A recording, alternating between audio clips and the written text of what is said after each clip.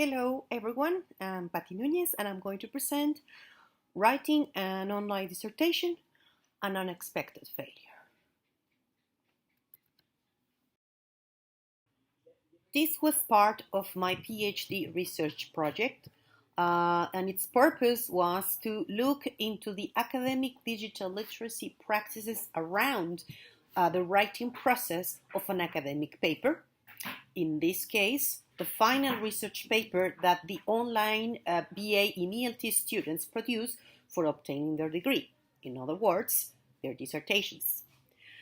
For this purpose, I followed the trajectories of 3 students as they developed their research project and wrote their report until they presented it orally for their supervisor and 2 other examiners and delivered their final version.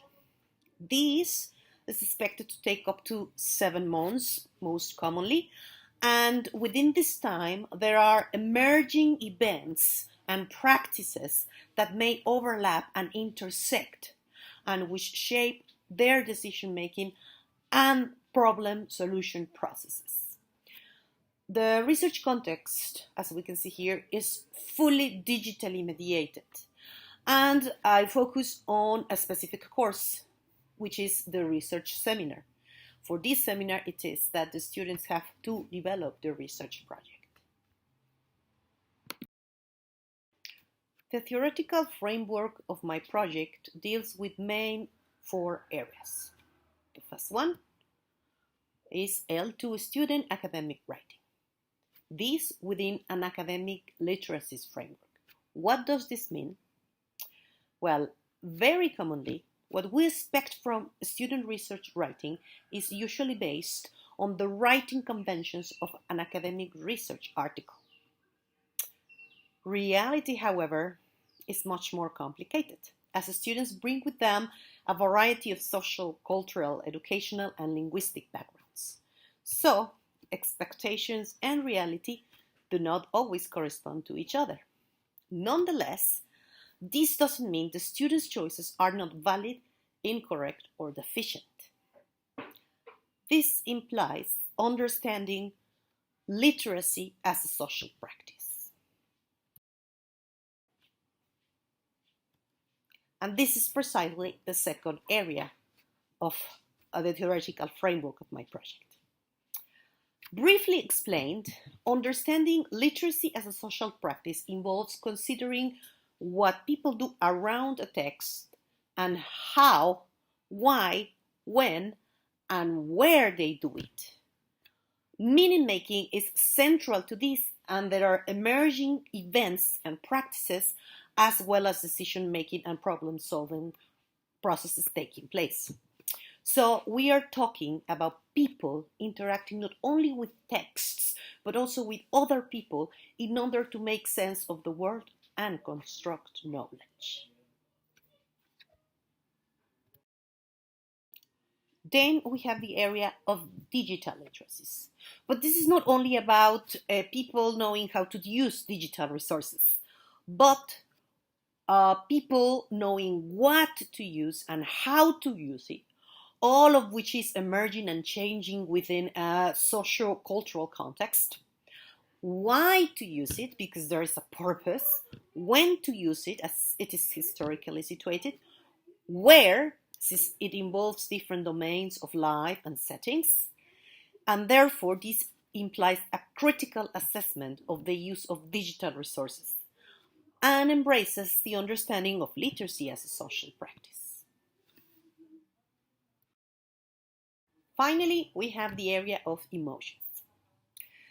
Emotions are widely acknowledged as an important dimension in education and learning. In e-learning, students' motivations and backgrounds must be considered, and students' emotions are precisely the point of intersection between these two. Academic writing is one of the most common ways to assess the students' learning outcomes, especially at a higher education level. And also is particularly an emotional-laden process, especially for second language writers who have to cope with heavy demands on language use and thus it is a major source of anxiety for many students.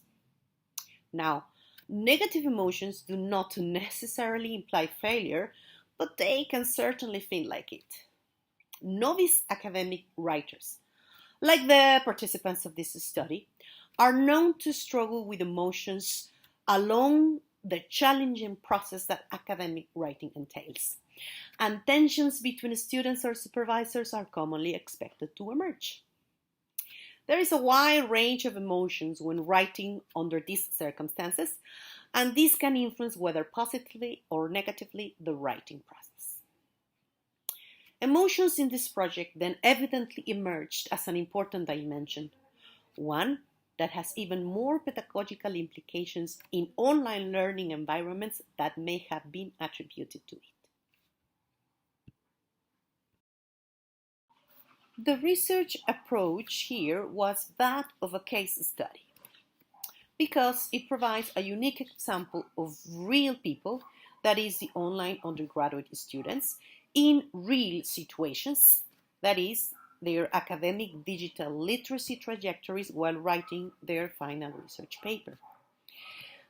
It's a qualitative approach as well because it studies a variety of experience that explain decisive moments of the student's final research paper writing process, which involve interconnected interpretive practices in context so as to better understand the phenomenon. It's also explanatory because it seeks to understand how events are experienced and why. And it's interpretive because understanding how and why events are experienced entails subjective, interactive, and social construction of multiple realities, considering different perspectives, especially those of the participants. However, the main method was that of a virtual literacy ethnography. Ethnography because I studied a naturalistic setting where members have developed patterns of social interaction, and I was a researcher participant of the project. Virtual because it's research of online environments, and it was research specifically about students' literacy events and practices and how they navigated their ADL trajectories. The main data analysis method was narrative inquiry. I used text analysis and content analysis for a considerable amount of data obtained from a wide variety of sources, mainly digital, in order to construct the students' stories of their experiences. The data I collected for the study came from the research seminar activities that the students had to do along the course.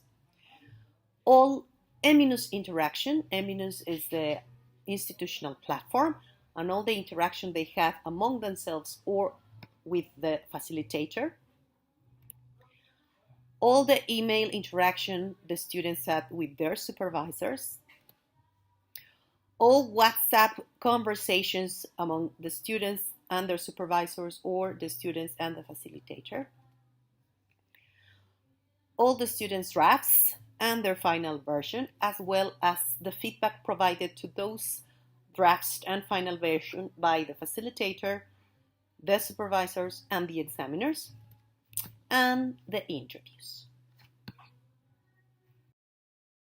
Now, let's talk about Shareni's story.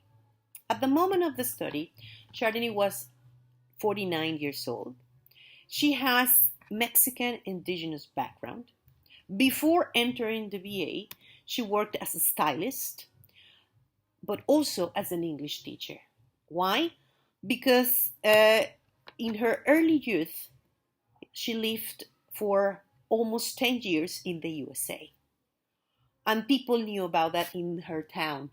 So they started asking her to give English classes even, right, for schools in there.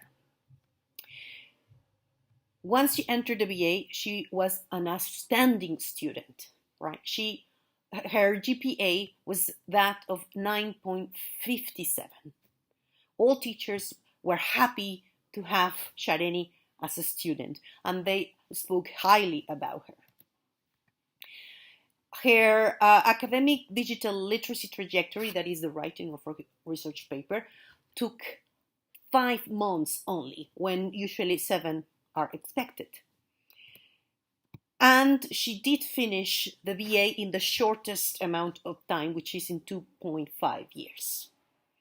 However, when the time came for her presentation of the final research paper, the grade she obtained was that of 7. And for her, that felt like a failure.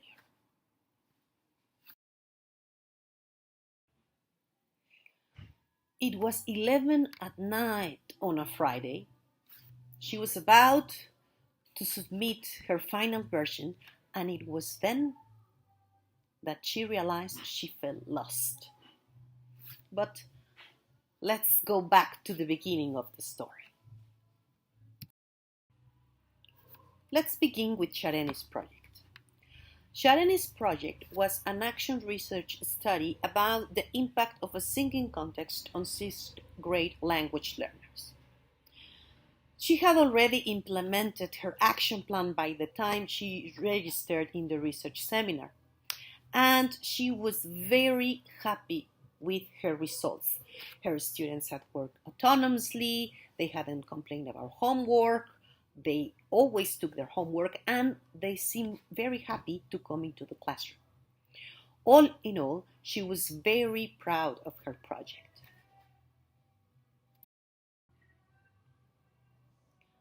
Now, for the research seminar, she actually started with a very enthusiastic attitude, as all the time, right? That's her personality. And for her, the activities seemed very easy. But as time went by, things started changing. To begin with, she received feedback for only 5 of the 13 activities established in the research seminar, and the main problem was the feedback was sort of belated. So she had already made a lot of changes in her project when feedback for previous versions arrived. And then she also started ignoring instructions for the activities. As she was not receiving the feedback she expected, well, she thought it wouldn't be a problem then. She was not happy at all with the course, okay? She shares that for her, it was a 20-day course. She was not happy with the results, evidently, and she told herself, why do we need to take the research seminar? Honestly, right? For her, it wasn't helpful at all. If she had received feedback, maybe she would not have been so lost.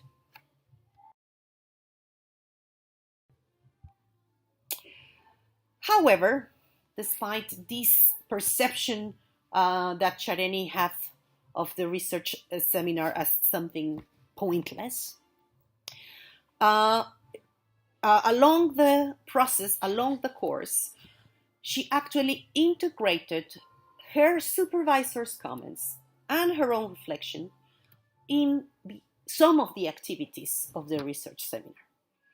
So maybe she was actually taking them into account, and maybe they were helping her in one way or another to carry on with her project, with the writing of her project more specifically. Now, Shareni's story started to get complicated when she received contradictory feedback from the facilitator and the examiners. So, she was lost in voices, right? She had made all the necessary changes along the process, and then suddenly they were telling her to reverse their changes or make other changes that she had never been told about. Let's see some examples. The first example has to do with referencing. Referencing, admittedly, is a problematic area for both novice and expert writers. And in this case, the facilitator told her one thing, the examiner told her exactly the opposite, and then another examiner made again more changes that contradicted those observations from previous feedback. So it's evident why Shareni felt lost about it. But this was not like the most important contradiction among feedback that Shareni received.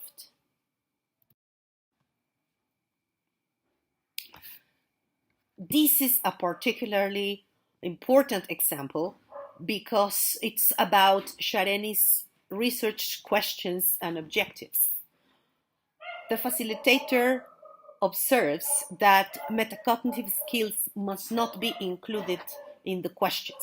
Right? She questions why she's doing that, and that her research objectives and questions do not seem to be consistent. Once one of the examiners received Shareni's paper, he told her exactly the opposite.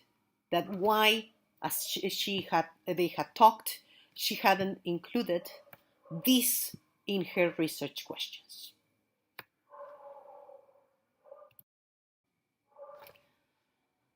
So, Shareni's world was falling apart, and when it actually seemed to fall down was at the very end, when she was about to present her project.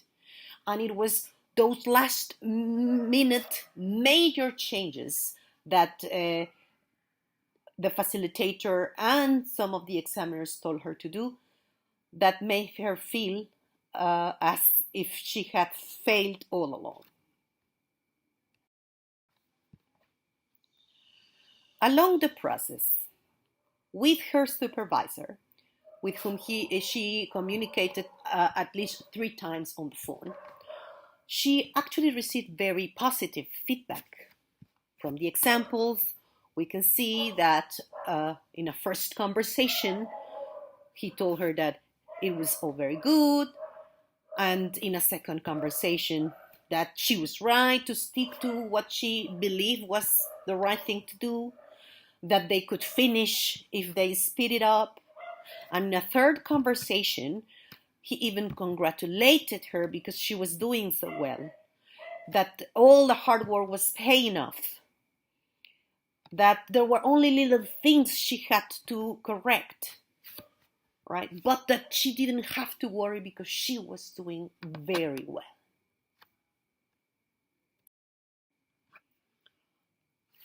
Likewise, in their WhatsApp interaction several times, he told her that she was doing very well. That the interview went very well.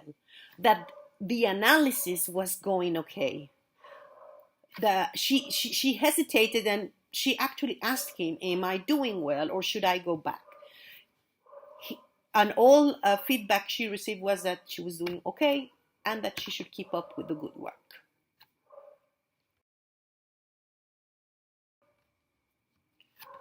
But then, a couple of days before submitting her final version, she received a sound message by the facilitator where she told her that the congruence between the objectives and the research questions was not what it should be, that she had to change it all. And of course, yes, Shareni freaked out. So what did she do? She went to her supervisor. So she wrote to him, right, also via WhatsApp, and she sent him this sound message and asked him what he thought of that. She was expecting to receive some support from him because he had told her that she had been doing well all along the process and that she was okay. Instead, he said that he agreed with the teacher. All she said was that she was going to correct it then. But of course, in her mind, she was like, and you tell me now?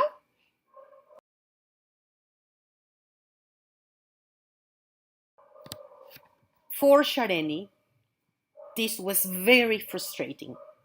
She had been told that everything was perfect, that everything was all right. And then the facilitator says, no, everything needs to be changed. And then an examiner tells her, no, but it was okay as it was before. And then another examiner had a different idea because she had previously been in contact with the proposal in a previous course, and she had given a completely different opinion. So that's why Shareni felt lost in voices, and why she felt the world was falling apart 2 days before she presented her research project. Shareni also talked about the fact that, yes, she was in a rush because there was this situation in which she had this job opportunity and she wanted to finish as soon as possible. And then everybody told her, yeah, just finish and finish any way you can, and that's it. But she insists that she did do her job and that she didn't receive feedback for corrections in due time. And she had heard of another student who had received feedback from the facilitator, feedback from the examiner long before the presentation. And that had not been her case.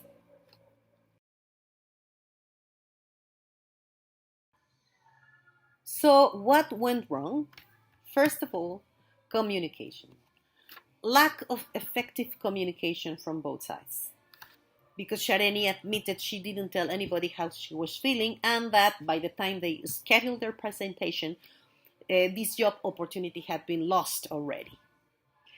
So communication at a distance poses quite a challenge. Shareni was given the idea that everything was going perfectly. Nobody called that into question until the very last moment, but nobody there to stop and think what had happened, because they couldn't be the reason she missed that job opportunity.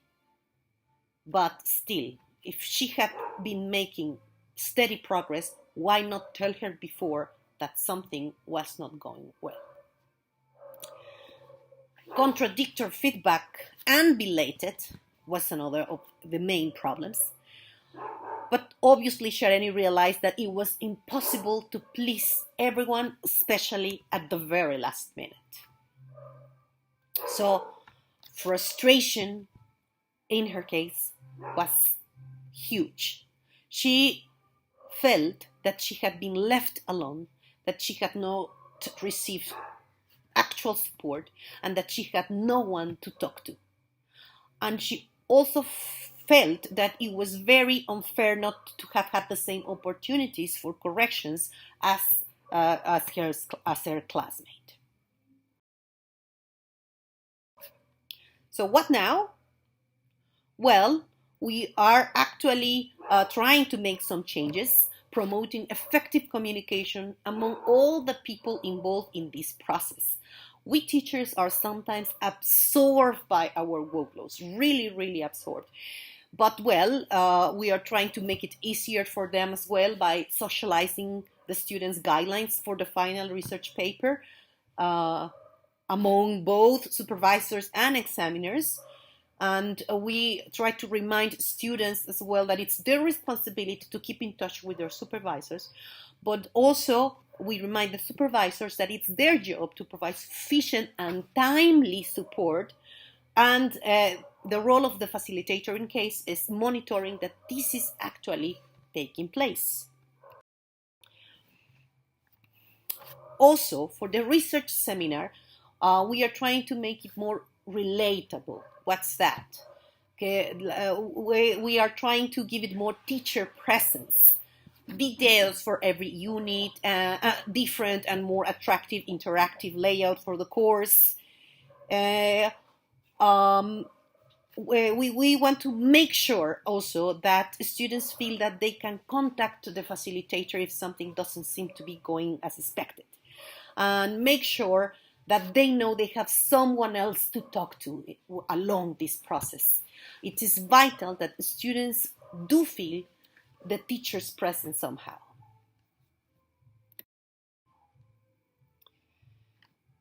And well, there is contradictory feedback and contradictory feedback with capital letters.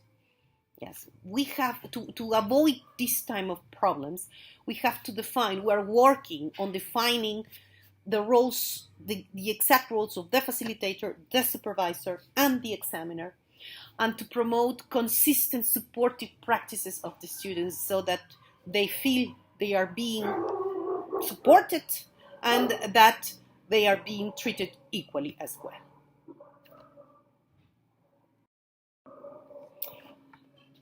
And well, that's all. Thank you very much, and I will be pleased to be receiving any questions. See you.